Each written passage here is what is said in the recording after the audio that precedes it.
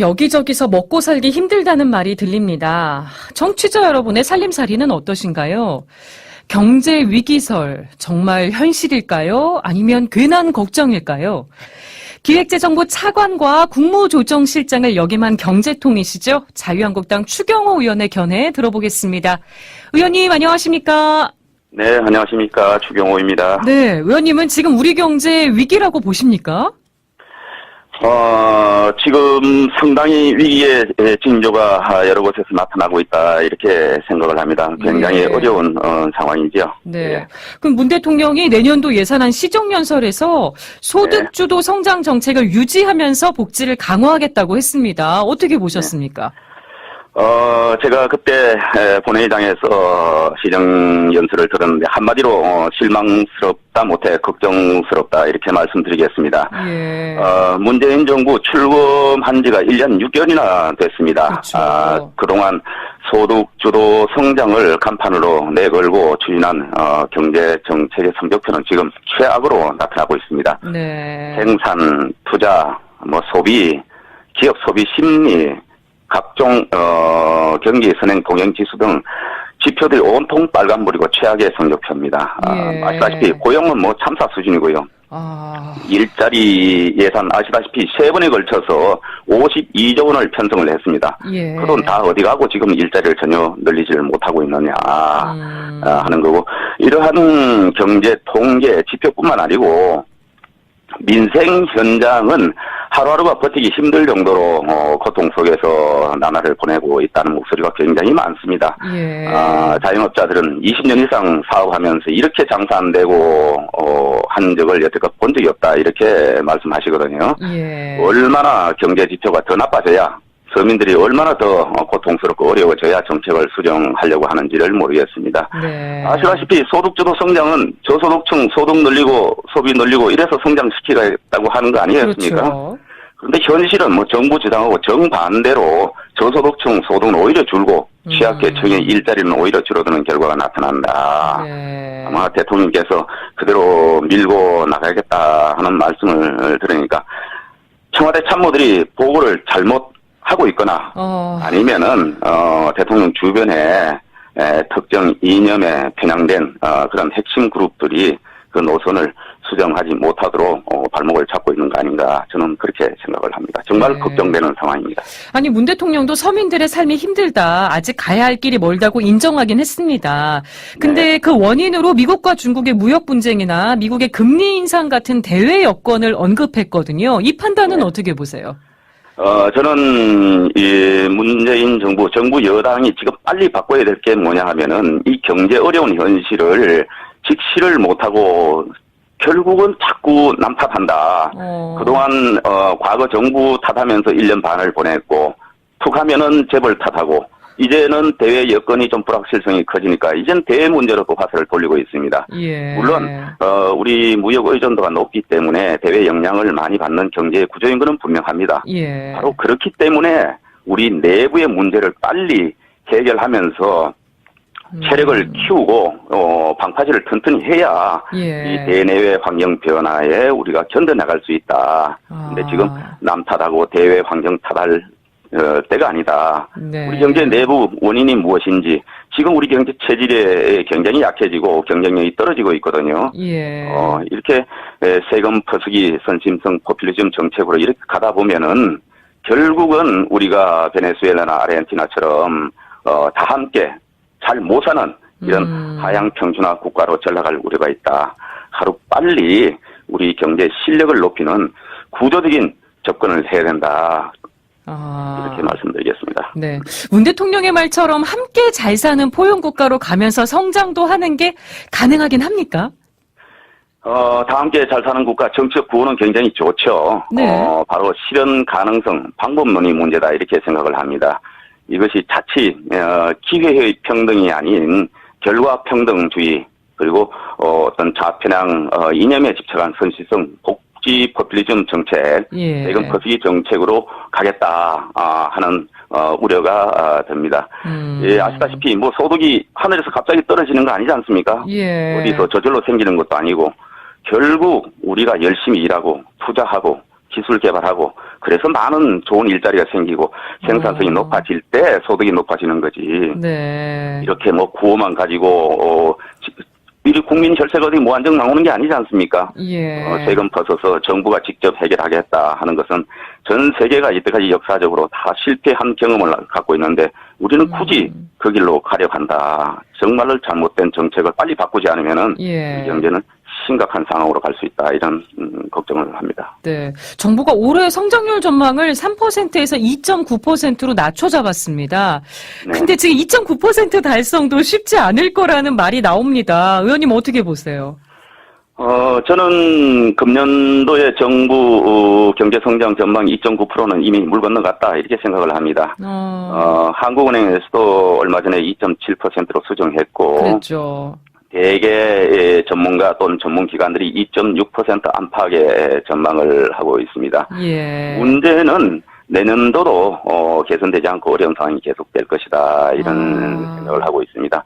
문제는 우리의 2.8% 이런 안팎의 성장률이 세계 경제가 지금 IMF 전망에 따르면은 약 3.7%, 약 4% 가까운 성장을 지금 하고 있는 수준입니다. 예. 우리나라는 그것보다도 1% 이상 뒤떨어지는 그런 심각한 상황이다. 그리고 문제는 이런 성장률 2% 후반 이것도 걱정이 되지만은 우리의 성장 수출에는 반도체 착시 현상을 잘 봐야 됩니다. 예. 우리 수출의 약 20%를 훨씬 넘는 수준이 바로 반도체 하나가 차지하고 있습니다. 네. 외형상 수출이 금년 10월까지 뭐 6%대 증가한다고 하지만은 반도체 제외하면 거의 0% 수준이거든요. 안 늘고 있다 이런 겁니다. 그리고 경제 성장률도 반도체 제외하면은 2% 초반 중반밖에 되질 않는다. 네. 그런데 뭐 언론에 보니까 내년에 반도체 호황이 곧 끝난다 이런 또 전망까지 나오고 있어서 예. 정말 걱정이 되는 암울한 상황이 닥쳐오는 거 아닌가 우려되고 있습니다. 네. 근데 김동연 경제부총리는 상승 국면을 앞두고 일시적으로 하락하는 J커브의 초입에 와 있다 이렇게 진단을 했습니다. 요건 어떻게 보세요? 저는 우선 우리 경제가 당장의 외환 부족이나 이런 유동성 위기는 없겠지만은 예. 구조적인 측면에서 굉장히 위기의 전조가 여러 곳에 나타나고 있기 때문에 우리 경제가 이미 하강 국면에 저는 진입했다고 보고 있고 예.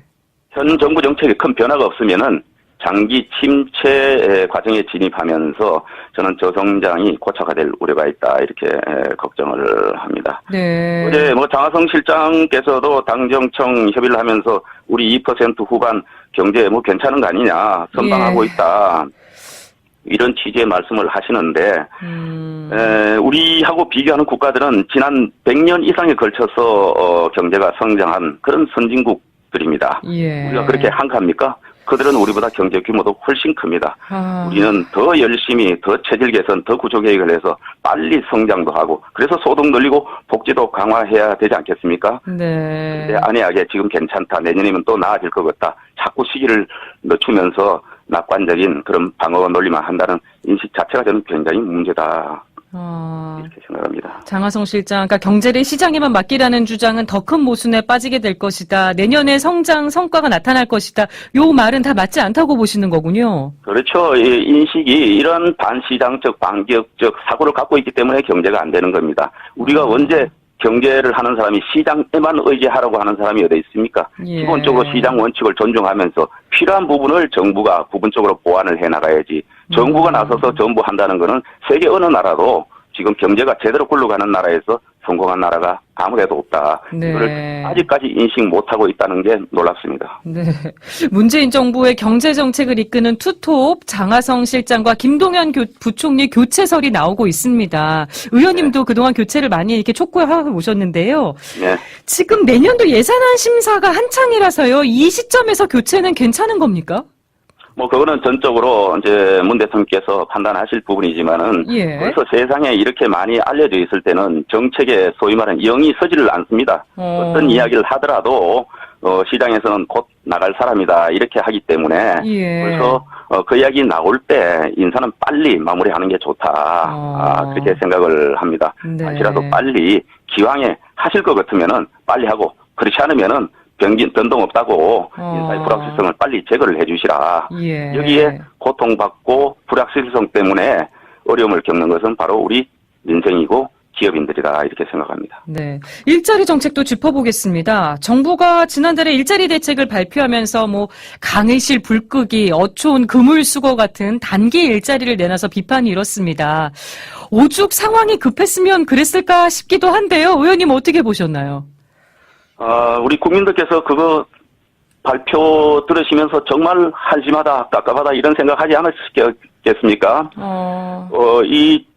저는 얼마 전에 발표된 정부의 공공부문 단기 일자리 대책은 그야말로 취업을 갈망하는 청년들에게 일종의 취업 희망 고문을 하는 것이다. 저는 그렇게 생각을 합니다. 예. 모든 우리 청년들이 지금 불확실성 때문에 정부기관이나 공기업 등에 취업을 갈망을 하는데 그들한테 기껏 해준다는 것이 강의실 불 끄고 무슨 쓰레기 치우고 하는 이런 일자리를 지금 나열해놓고 이래가지고 우선 단기적으로 모면하자 이런 이야기를 하고 있습니다. 예. 제가 국정감사 때도 이것은 청와대 수요 맞춤형 일자리 대책이다 이렇게 말씀을 드렸는데 아시다시피 지금 일자리가 3,000명, 5,000명 이런 정도로밖에 늘지 않는 가운데도 청와대 장하성 실장이 얼마 전에 연말 되면은 10 내지 15만 명 일자리 나올 것이다. 이렇게 얘기했지 않습니까? 예. 그래서 2, 3개월짜리 이런 단기 일자리 만들어서 발표하고 그래서 공공부문 혈세를 쏟아부어가지고 일자리 몇만 개 늘려서 통계를 조금 더 높여보겠다 하는 일종의 통계 분식이다. 저는 참 진정성이 없고 정직하지 못한 정부다 이렇게 생각을 합니다. 네. 근데 지금 상황이 너무 안 좋아서요. 단기 일자리가 일부 필요한 부분은 있지 않을까요? 좋지 않죠. 그래서 정부는 일찍 고민하고 일자리를 제대로 만들어야 됩니다. 예. 일자리 제대로 만들기 위해서 노동시장 개혁도 좀 하고 그래서 고용 좀 쉽게 해라. 그리고 규제를 대대적으로 혁파해라. 그리고 서비스 산업 같은 거 좀 청년들이 원하는 그런 일자리가 많이 늘 수 있도록 예. 대대적인 정책 변화를 좀 해라. 1년 내내 주문을 했지만은 요지부동입니다. 그러고 나서 필요할 때 언제든지 단기적으로 국민 세금 퍼스는 이런 일자리 정책만 지금 나열하고 있다. 그것이 네. 지난 52조의 일자리 정책인데 아까도 말씀드렸지만 그 돈 다 어디 가고 또 이렇게 2, 3개월짜리 허접한 일자리 만든다고 돈 쓴다고 나오느냐. 예. 진짜 국민들은 아마 걱정 많이 하실 걸로 그렇게 생각을 합니다. 네. 국회 기재위 간사이시면서 지금 남북경제협력특위 소속이시기도 한데요. 아무래도 내년 예산안에서 남북 경협 예산들 더 유심히 보고 계실 것 같습니다. 야당들이 삭감을 벼르고 있던데 의원님 어떻게 바라보십니까? 예, 남북 경협과 관련해서는 사실 기대 반, 걱정 반의 이슈입니다. 신중하게 접근해야 된다 이렇게 생각을 합니다. 우리 국민들께서 남북 간의 관계 개선이 되고 경제 협력이 정진되기를 바라는 마음은 저는 한결같다고 생각을 합니다. 예. 그런데 남북 경협이 단순한 기대감으로 또 접근할 수 없는 그런 현실적인 문제다. 우선 국민의 막대한 세금이 들어가는 문제고 무엇보다도 북한의 또 비핵화와 관련돼서 유엔 등 국제사회의 대북 제재의 추이와 계를 같이 해야 안 되겠습니까? 예. 우리 정부만 속도 위반해서 이렇게 갈 경우 자칫하면 오히려 부메랑이 돼서 우리 기업, 우리 경제가 엄청난 국제사회로부터 후폭풍을 맞을 수 있다 하는 생각이 들고 얼마 전에 저희 국정감사 때 남북 경협 사업 예산 특히 경의선과 동해선 철도 도로 사업 예산을 제출했길래 이 근거를 제시를 하라. 그러니까 근거를 제시를 정부가 전혀 못하고 있습니다.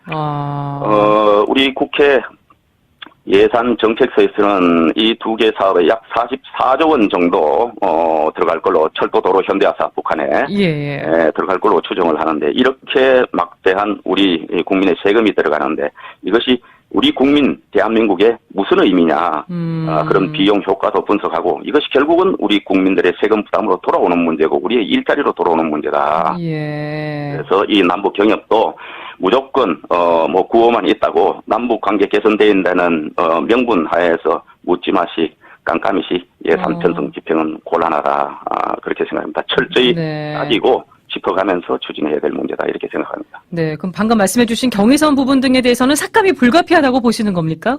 이 예산의 근거가 제시가 전혀 안 되고 있기 때문에 국민 혈세가 아무 근거 없이 한 4천억 해달라, 뭐 1조 해달라 그러면 그냥 해줄 수 있습니까? 국민의 눈으로, 국민의 잣대로 철저하게 심사해야 된다, 그렇게 생각합니다. 네.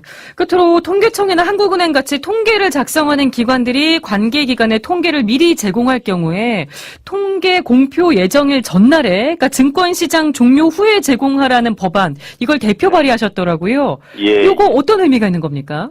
예, 지금 통계청하고 한국은행에서 국민들에게 알리는 통계를 발표하기 되게 하루 전에 청와대나 기획재정부 이런 관계 부처에 자료를 보내고 있습니다. 예. 그런데 이것이 전날 이제 가는 것이기 때문에 주식시장이 폐장되기 전에 예를 들어 뭐 산업활동 이 어떻다, 경기가 어떻다, 또 자금이 어떻다 이런 얘기들이 미리 나가면은 정권시장에 상당히 영향을 줄 수가 있다. 예. 그런 생각을 하기 때문에 최소한 관계기관에 하루 전에 주더라도 정권시장이 끝난 이후에 줘야 미공개 통계 정보가 외부 유출로 인해서 교란을 일으키거나 선의의 피해자 발생시키는 문제를 미연에 차단할 수 있다. 이런 차원에서 주식시장 끝나고 난 뒤에 관계부처에 사전 제공을 하더라도 해라. 그런 취지로 발의를 했습니다. 네. 이 법안 통과 가능성은 어떻게 전망하세요? 저는 많은 분들이 공감하지 않을까 이렇게 생각을 합니다. 누군가 사전에 정보를 받아서 뭐 대부분 공직자나 관계기관들이 뭐 사전에 유출이 하겠습니까? 예. 그렇지만 일단 손에 쥐면은 알고자 하는 사람이 많아지기 때문에 시장에 영향을 사전에 줄 수 있다. 네. 그런 걸 미연에 방지해야 된다. 그런 면에서 쉽게 공감할 수 있는 그런 법안이다 생각을 합니다. 네, 알겠습니다. 지금까지 추경호 자유한국당 의원 만나봤습니다. 인터뷰 고맙습니다. 네, 감사합니다.